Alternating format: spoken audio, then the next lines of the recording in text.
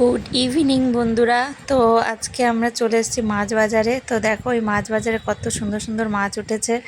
মাছগুলো সব টাটকা টাটকা একদম। গরমের মধ্যে যদিও মাছ একটু অসাবধানে রাখলে মাছ দিয়ে কিন্তু মাছে একটা বাজে গন্ধ বেরোয়, কিন্তু সেজন্য মাছ অনেক বুঝে শুনে কিনতে হয়।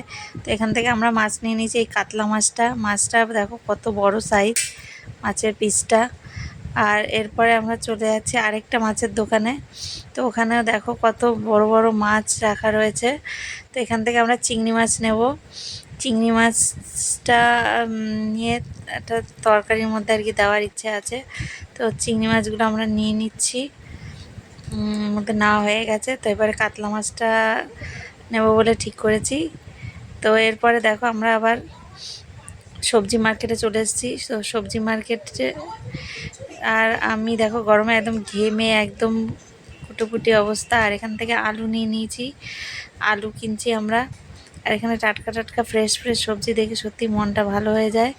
এরপর আমরা বেরিয়ে যাচ্ছি, বাজার করা হয়ে গেছে। তো আমরা বেরিয়ে যাচ্ছি। এরপরে গেলাম ডিমের দোকানে, সেখান থেকে ডিম নিলাম।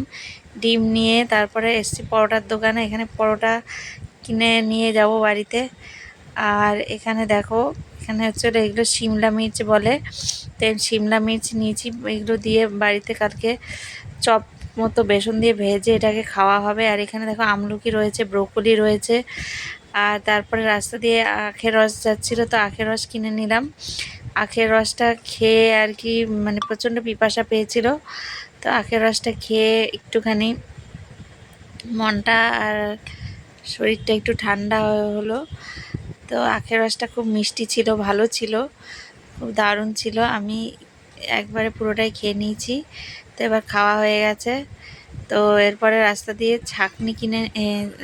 দিয়ে আর কি তরমুজ কিনে নিয়েছি। এখানে দেখো তরমুজের দোকান।